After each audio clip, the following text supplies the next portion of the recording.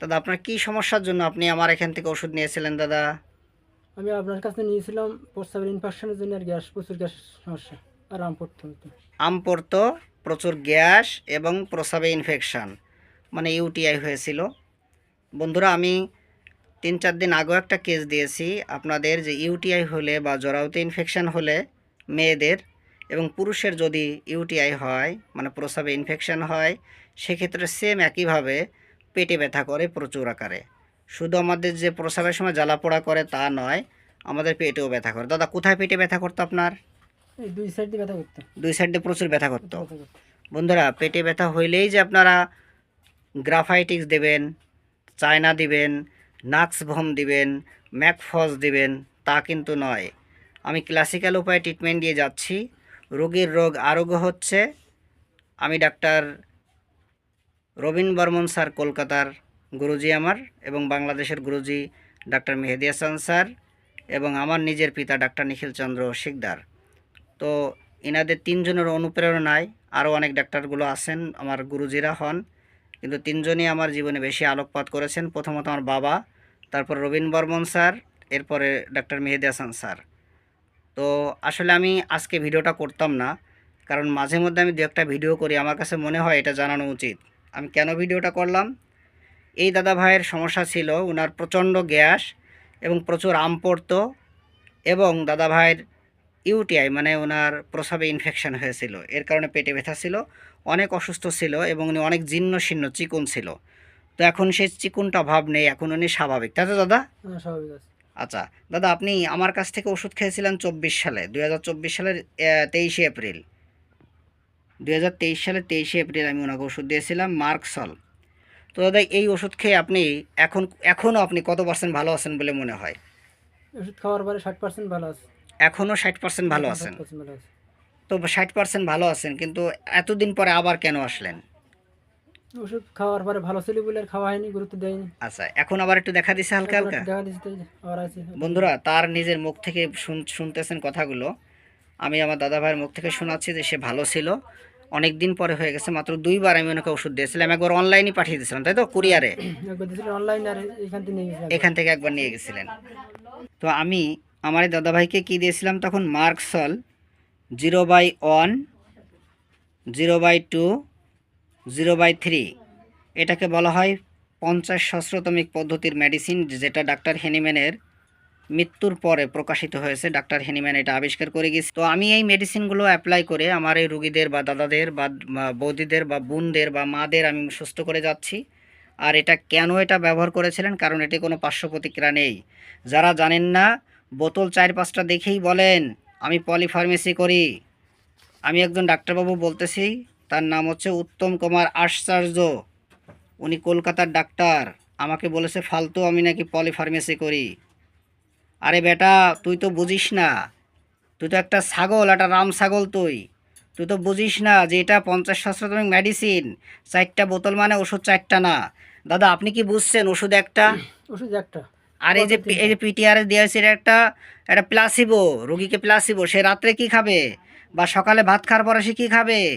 সকালবেলা তো এটা দাদা কীভাবে খান একটু বলুন, আমার বন্ধুদের উদ্দেশ্যে বলুন কীভাবে খান, এটা বলুন কীভাবে খেয়েছেন বলুন। মানে 1 গ্লাস জ্বরে এক মুখ মুখ ঢালি দিয়েছিল। হুম, এক যে মুটকি ঘালিয়া ওষুধ, হ্যাঁ বলেন। এক মুঠ খেয়ে বাদ বাকিগুলো ফেলে দিয়েছিল। মানে এক মুটকি ওষুধ 1 গ্লাসে দিয়েছেন। দিয়েছিল। দেওয়ার পরে মানে এই 1 নাম্বার বোতল থেকে, তাই তো? হ্যাঁ, 1 নম্বর বোতল। 1 নাম্বার বোতল থেকে 1 মুটকি ওষুধ 1 গ্লাস জলে দিয়ে নাড়াচাড়া দিয়ে ওখান থেকে 1 মুটকি জল খাইছেন। হ্যাঁ, খাইয়ে বাকি জল ফেলে বাকি দিয়েছেন। ফেলে দিয়েছি। ঘুমের থেকে উঠে একবার। একবার। এভাবে খাওয়ার পরে তারপরে ওই 1 নম্বর শেষ হলে 2 নম্বর 2 খাইছেন। নম্বর খাইছি। 2 নম্বর শেষ হলে 3 নম্বর খাইছেন। হ্যাঁ। তাই তো? এভাবেই তো, এভাবেই খাইছি। এভাবে খাইছেন তো। হ্যাঁ। আর পিটিআরএসটা সকালে রাত্রে ভাত খাবার পরে খেয়েছে। বন্ধুরা, তাহলে শুনলেন, আমি ওনাকে সিঙ্গেল মেডিসিন প্রেসক্রিপশন করেছি। তারপরও অনেক ডাক্তারবাবু না বুঝে বোকার মতো প্রশ্ন করে। আরে হোমিওপ্যাথি ডাক্তারকে তো এই জন্যই এমবিবিএস স্যারেরা অসম্মান করে না, তাদেরকে ভালোবাসে না, বলে পানি পড়া, জল পড়া, তেল পড়া। ওরা অ্যানাটমি জানে না, ফিজিওলজি জানে না, কিচ্ছু জানে না, সরাসরি এসে হোমিওপ্যাথি প্র্যাকটিস করে। অর্থাৎ যার নাই কোনো গতি সে পড়ে হোমিওপ্যাথি, যার নাই কোনো গতি সে খায় হোমিওপ্যাথি। কথাটা বাস্তবই। কারণ এই যে আপনাকে কি বলেছে এক ডাক্তারবাবু, যে ওষুধ এতগুলো দেয় কেন, তাই বলছে না? হ্যাঁ, তাই তো বলছে না? ডাক্তারবাবু নাম বলার দরকার নাই, তাই তো বলছে? বলছি। বন্ধুরা, আমি কিন্তু এতগুলো ওষুধ দেইনি। আমার রুগী যদি বোঝে যে আসলে এতগুলো ওষুধ নয়, কিন্তু এতগুলো ওষুধ না, একটা ওষুধই, একটা ওষুধ। একটা ওষুধের ভিন্ন ভিন্ন পাওয়ার। এটাকে বলা হয় 50 সহস্রতমিক পদ্ধতির পর। ঠিক আছে দাদা, হুম। এখন বুঝতে পারলেন তো? পারছি। এটা 4-5টা ওষুধ না, ওষুধ কয়টা? একটা মেডিসিন, সাথে পাওয়ার পিটিআরএস একটা কি হেল্পার, একটা কি এটা হেল্পার। এটা আপনার দিলেও চলে, না দিলেও চলে, কিন্তু দিলে একটু ভালো হয়, আপনার সব মনের ভিতরে একটু স্যাটিসফাইড থাকে। ঠিক আছে দাদা, প্যালিয়েশনের জন্য। বন্ধুরা, এরপরও যদি আপনারা প্রশ্ন করেন বারবার, তাহলে আমি মনে করবো আপনার একটা ফালতু ডাক্তার। অনেকেই প্রশ্ন করেন, স্যার পিটিআরএস কি? পিটিআরএস হচ্ছে এই যে একবারে দেখুন, সরাসরি সরাসরি ডিস্টিল ওয়াটার। এটার ভিতরে 2-3-5 ফোঁটা আরএস দেওয়া আছে, যেটা খাইলে কি হবে, আমাদের হোমিওপ্যাথি ওষুধ তৈরি করতে যতটুকু অর্গাননের নিয়ম অনুযায়ী যতটুকু আরএস দেওয়ার দরকার হয়, ঠিক ততটুকু আমি এখানে দিয়ে ওটাকে পিটিআরএস বা পিএলসি বা প্লাসিবো বা রুব্রাম, এই ওষুধটা আমি তৈরি করে দিয়েছি। এটা খাবে, রুগীর এটা প্লাসিবো, মনের সান্ত্বনা। ঠিক আছে দাদা, আমি এটা আজকে বলতাম না, কারণ অনেক ডাক্তারবাবু প্রশ্ন করে। আর আপনার এই কেসটা দেখে যদি অনেক ডাক্তার শেখে এবং অনেক রুগীরা যারা আছে তারা যদি জানতে পারে যে আসলে একবারে ডাক্তার হরিদাস শিকদার বা ক্লাসিক্যাল উপায়ে যেসব ডাক্তাররা ট্রিটমেন্ট করে, তারা একবারে অনেক ওষুধ দেয় না, একবারে একটা ওষুধই দেয়। তো এইটা যদি তারা জেনে তাদের মনোবল বাড়ে। আপনার কোনো সমস্যা আছে দাদা? না। ঠিক আছে দাদা, আপনি ভিডিওতে সাহায্য এবং সহযোগিতা করার জন্য ধন্যবাদ। তো দাদা, আপনার যত সমস্যা ছিল, প্রস্রাবে জ্বালাপোড়া ছিল এবং পেটে ব্যথা করতো, প্রচুর গ্যাস ছিল, খাইতে পারতেন না, আম পড়তো, সবগুলো আপনার পুরোপুরি সুস্থ হয়ে গেছিলেন। 60% এখনও 60% সুস্থ আছেন। আমি যে মেডিসিন দেই, আমি সেই মেডিসিনটাই কিন্তু ভিডিও করে দেখাই। আপনারা কোনো ডাক্তারবাবু দেখায় কিনা আমার জানা নাই, আমার ভুল হচ্ছে কিনা জানি না, কিন্তু আমি যেটা রুগীদের দেই ঠিক সেটা আমি ভিডিও করে দেখাই যে আসলে এইভাবে দিয়ে আমি ফল পাচ্ছি। যদি আমার ভুল হয়, আমার যারা গুরুজিরা আছেন আমাকে অবশ্যই আশা করি পরামর্শ দিবেন যে আমি যে ওষুধ দেই সেটা আমি অনলাইনে দেখিয়ে দেই। আর অনেক ডাক্তারবাবু আছেন, সবাই আছেন, ওরা ভিডিওতে বলে একটা, করে কি আমার জানা নেই। তাহলে বন্ধুরা, আজকে ওনার 6 অক্টোবর 2025 ওনাকে কী মেডিসিন দিলাম, উইনফ্লোয়া 0/1, 0/2, 0/3 আমি মেডিসিনটা দিলাম। আমি আশা করি দাদা আপনি অনেক ভালো থাকবেন। আর আমি উইনফ্লোয়ার কেন দিলাম, দাদা কথা শেষে হাসেন, তাই তো? কথা শেষে হাসি আসবেই। দাদাভাই কথা বলবে, একটু কথা বলার পরেই দেখবেন ওনার মুচকি হাসি চলে আসে। এটা হচ্ছে আমাদের পালসিটিলা বা উইনফ্লোয়ারের সবচেয়ে গুরুত্বপূর্ণ কথা। এবং আমার দাদাভাই অল্প কথা বলে, বেশি কথা বলে না, এবং প্রচণ্ড মানসিক কষ্ট পেয়েছে সেটা থেকেও সে কথা মনে পড়লে বুক ফেটে কান্না আসে, তাই তো দাদা? না। আসে, আচ্ছা।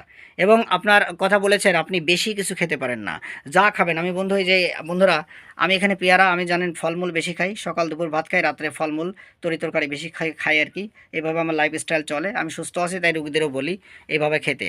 আর লাইফস্টাইলটা আমি ব্যায়াম ট্যায়াম শিখিয়ে দিয়েছি, দিয়েছে। আর আগেও তো দিয়েছিলাম। আগে দিয়েছিলাম। আপনি বলছেন কি যে আমি ব্যায়াম করে সুস্থ থাকি বেশি, তাই বলছেন তো? ব্যায়াম করলে পায়খানাটা ক্লিয়ার হয়। পায়খানা ক্লিয়ার, ব্যায়াম করলে পায়খানা ক্লিয়ার হয়। বন্ধুরা শুনলেন, কোনো ওষুধ লাগে না, সুতরাং ক্লাসিক্যাল উপায়ে শুধু ট্রিটমেন্ট করলে হবে না, তার ফিজিওলজিক্যাল অ্যাকশন ওষুধের এবং রোগীর যে মেন্টাল সিমটম এগুলো কালেকশন করতে হবে। এবং আমাদের অ্যানাটমি, ফিজিওলজি, প্যাথোলজি, গাইনোকোলজি সব বিষয়ে যদি ধারণা থাকে, রোগীদের অবশ্যই ম্যানেজমেন্ট দেওয়া সোজা। আর রোগীদের যদি না বোঝানো যায় রোগ সম্পর্কে, তবে রোগীর জীবনও ভালো হয় না। তো আমি আমার দাদাভাইকে ফল দিচ্ছিলাম, উনি বললো যে আমি বেশি খাইলে কী হয়, গ্যাস হয়, তাই তো? গ্যাস বেশি হয়। যদি অতিথি বাড়ি যান, কুটুম বাড়ি যান, বা কোনো বিয়ে বাড়ির খাবার খান, খাইলে গ্যাস বাড়ে, গ্যাস বাড়ে। একটু বেশি খাইলে গ্যাস বাড়ে। মানে 2 পিস থেকে 3 পিস বা 4 পিস বা একটু বেশি খাইলেই সমস্যা দেখা দেয়, এই তো বলছেন? গ্যাস দেখা যায়। গ্যাস দেখা দেয়। আর কোনো কুটুম বাড়ি বা অনুষ্ঠান বাড়ি খাবার খাইলে আপনার সহ্য হয় না, তাই বলেছেন, তাই তো দাদা? এবং দাদার কথা শেষে হাসি, এবং খুব নম্রভদ্র মানুষ, ওনার ফিজিক্যাল মেকআপ দেখতেছেন। আর আপনারা জানেন আমাদের এই পালসিটেলা বা উইনফ্লোয়ার আমাদের মেন্টাল সিমটমের উপর বিশেষ কাজ করে। এবং দাদার একটু নার্ভের সমস্যা আছে বলছেন, তাই তো? নার্ভাস সিস্টেমের উপর বিশেষ কাজ করে এবং আমাদের পাকস্থলীর উপর প্রধান কাজ করে। রাত জাগার একটু অভ্যাস আছে দাদা? রাত জাগা পড়ে একটু, মাঝে মাঝে পড়ে। তো রাত জাগলো সেখানে আমাদের পাকস্থলী ক্ষতবিক্ষত। দুধ তো পেটে সহ্য হয় না, দুধ সহ্য হয় না, গ্যাস হয়, এবং ব্যানানা, কলাও সহ্য হয় না, তাই বলছেন, তাই তো? তাই বন্ধুরা, ওনার কেসে আমার লেখা আছে, যদিও উনি অনেক আগে আমার কাছ থেকে ওষুধ নিয়েছিল। হ্যাঁ, ওনার এই যে সহ্য হয় না, ওনার মাথা ব্যথা আছে, প্রচণ্ড মাথা ব্যথা ছিল, এখন নেই। এখন কি মাথা ব্যথা আছে আর? কম কম, আচ্ছা। এবং দুধ সহ্য হয় না, ব্যানানা, কলা সহ্য হয় না, আমি বন্ধুরা লিখেছিলাম। হ্যাঁ, প্রথম দিয়েছিলাম বন্ধুরা মার্কসল, পরে আমি উইনফ্লোয়ার দিয়েছিলাম। উনি তা সেটাকে অনেক 100-তে 60% ভালো আছে। এবং দাদা জল তো একবারে পিপাসা লাগে না, তারপরেও জোর করে খান, আমি বলছি তাই, তাই তো? জল পিপাসা কম। কম। আর পানি খাবেন দাদা, পানি আপনি যতটুকু প্রস্রাব করেন তার থেকে দ্বিগুণ পানি খাওয়ার চেষ্টা করবেন, ঠিক আছে দাদা? কারণ পানি না খেলে আমাদের কিডনি নষ্ট হয়ে যাবে। আর আপনার এখন কিডনি ভালো আছে, আমি পানি খেতে বলতেছি, আপনি খাচ্ছেন না। যখন নষ্ট হয়ে যাবে তখন ডাক্তারবাবু বা আমরা পানি খেতে নিষেধ করবো, তখন আপনার মন চাইলেও খেতে পারবেন না, ঠিক আছে দাদা? ঠিক আছে, আপনি ভিডিওতে সাহায্য এবং সহযোগিতা করার জন্য ধন্যবাদ।